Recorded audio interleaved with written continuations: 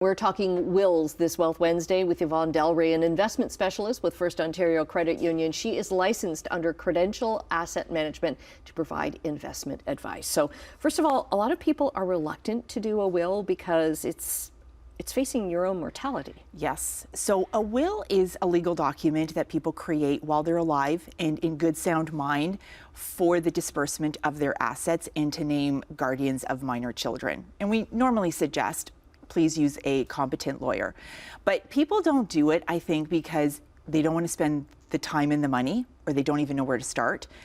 Superstition, like you said, you're facing your own mortality. If you need to name guardians, sometimes you just don't even know who you want to name. So there's many reasons why people don't do a will, but it's such an important part of planning. Right. You know, all of your assets. And we tend to think, oh, well, I'll get one when I'm older, right? But anything could happen on any day. Anything can happen. And again, I think about how you have built up your net worth and how you want to ensure that it gets distributed the way your wishes are. Again, the guardians of minor children, God forbid both parents were to pass away. If you don't have a will, then succession law is taken into account. The family has to apply to the courts to figure out who's going to do the disbursement, who's going to be the guardian. And you want to pick who you're going to surround your children with in such a dysfunctional and trying time. You want to have who would give them the best environment. Right, and your values. And your values and how the opportunities that you would want to give them, you want to surround them with those people. And you talk about the cost. People are reluctant because of the cost maybe of hiring a lawyer and doing this, but the cost at the other end is huge, and it's all going to lawyers anyways. Because the family has to apply to the courts, and so there are still legal fees that are going to have to be paid for all of that, right? There are do-it-yourself kits, and I hear that as a common theme that people go online. My concern with that is that it's very generic. You may have a complex situation if you're business for self, if you are in a second marriage. There could be some nuances in your family that a lawyer is going to be able to help you address, follow all the laws, and get it written in a very concise, accurate manner, so there's no misinterpretation of what the instructions are.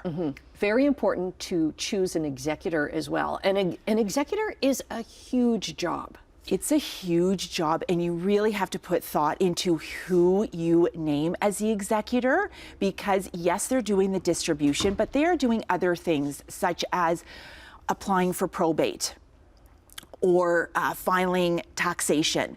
So you want to make sure, A, that you pick somebody who has some knowledge in this area, somebody who has the time to do this, and somebody who is geographically available. You maybe say, yeah, I would want my oldest child, but if your oldest child moved to Australia, is that really feasible if they moved across the country? So it needs to be somebody who actually has the time and the energy to be able to do it. Okay, speaking of time, we've got about a minute left, but you wanted to stress as well of leaving with your will a list of contacts, a list of where things are. And we're talking bank accounts. Yes, all that kind of stuff. Because things can get missed if the executor, if the executor doesn't know exactly where to be going. So you don't necessarily have to tell the executor beforehand where everything is, but it's a good idea to leave a list of where to go, where are life insurance policies, where do you do your banking, where do you hold your investments, do you hold any properties somewhere that maybe they don't know about. Just give them a list of who to contact, where to go, where is the will. I mean, let them know where the will is, so if it's with a lawyer.